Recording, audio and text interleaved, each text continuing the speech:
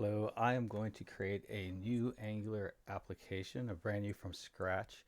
And basically it is going to render the default Three.js application. Um, Here I have a couple of resources I'm going to use. One is the NPM Three.js uh, page, and this is the code that I'm um, going to copy and paste and make work. And I have this guy here. He has this web page and shows you how to get access to the window objects, which we need because over here we use the window. It makes use of window and document. So without further ado, here we go. All right. So first thing I'm going to do is create a new directory. I'm going to call it Showtime. And then I'm going to go into Showtime. Oh, man, I cannot believe how I do that. And then I'm going to create an NPM project. And this is going to be because I want to, I always do this because this is sort of a parent project that I'll use and it'll have the front end, but it'll also have like the APIs and stuff. It's not really necessary today, but it's kind of a habit I have. So now I have my package.json that was created when I said npm init-y, and now I'm going to install the Angular CLI. So npm install at Angular/CLI. This takes a second, and when we're done, we'll have a node modules folder, and we will have a new entry, a dependence entry. Then after that, will create a script. And the nice thing about these scripts is that they operate in the context of what you have of this project. So if I had another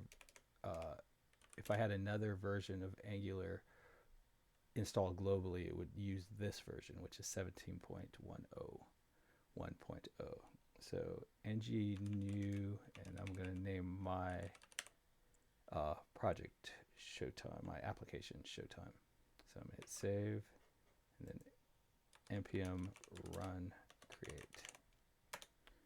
So now it's going to run the script that I just created, and it's going to ask me some questions. I like CSS. I do not want pre-rendering, server-side pre-rendering, and this will take a minute, but I already have a folder, so I'm going to go into that folder, and I won't use this Visual Studio Code again once this finishes. So this just takes a minute. Probably the longest thing in the whole project.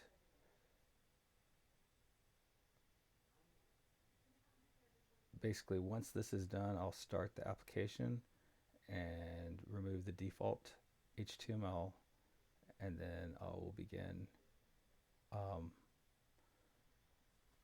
And then I will import. Oh, here we go. Okay, so I'm done with this guy.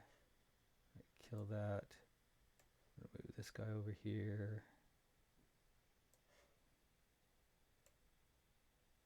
All right. So I'm going to create another terminal. And I'm going to say npm start. And this will start up the application. Let me create another tab here. And let's kind of set the size so that we can see it while it's working. And I'm going to go to localhost 4200, and there we go. So there's our default application. Now I'm going to go in here, and I'm going to go into the sources directory, into the app directory, and I'm going to go to the component TypeScript. so now I need to create another terminal. I'm going to install Three.js. Install 3. Okay, and then while that's happening, I'm going to go over here and I'm just going to replace this with coming soon.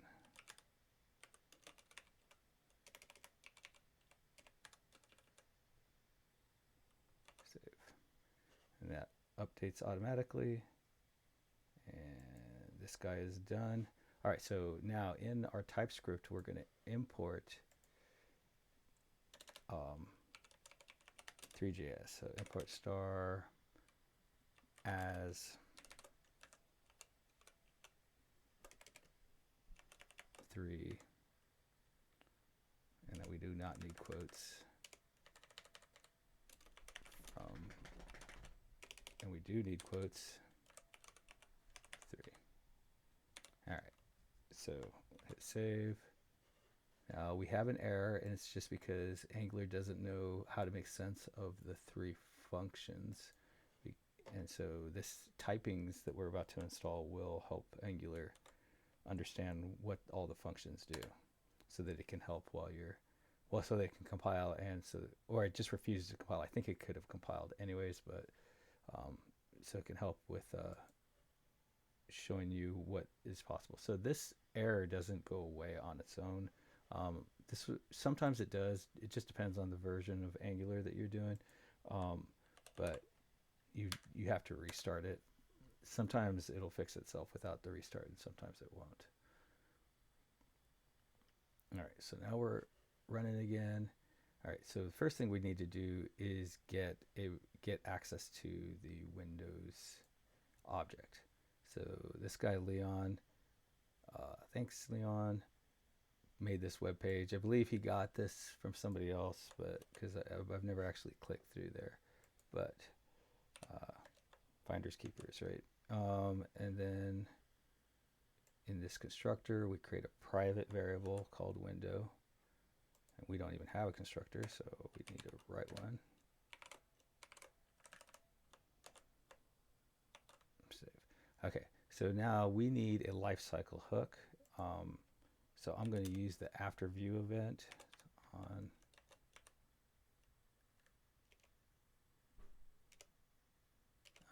after view init. So this is after the view is initialized. If you mouse over, it'll give you some information, and then I have to tell the code that I plan to that this version, or this class is going to implement the after. I don't know why it's not giving me that there. So, oh, extends, implements. I've actually never done that before, extends. But so it's complaining because I haven't implemented it. So I say, hey, I'm going to implement this, and it's like, dude, you didn't implement it. But it will. The Visual Studio Code will implement it for you, which is very nice. Very nice.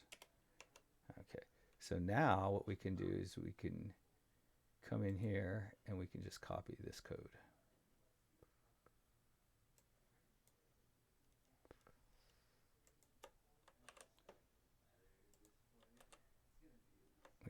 We can go back over here. We can hit save. Cancel. Oh, I have a TypeScript error there, so I have to tell it's a number. Save. Boom. All right, with 2 minutes to go. Now, just to be, I don't know, just for whatever, get rid of that. The template, and then go to styles. And get rid of this margin because it's hideous.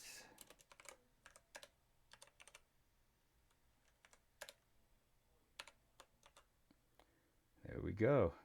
We got our rotating cube in less than 10 minutes.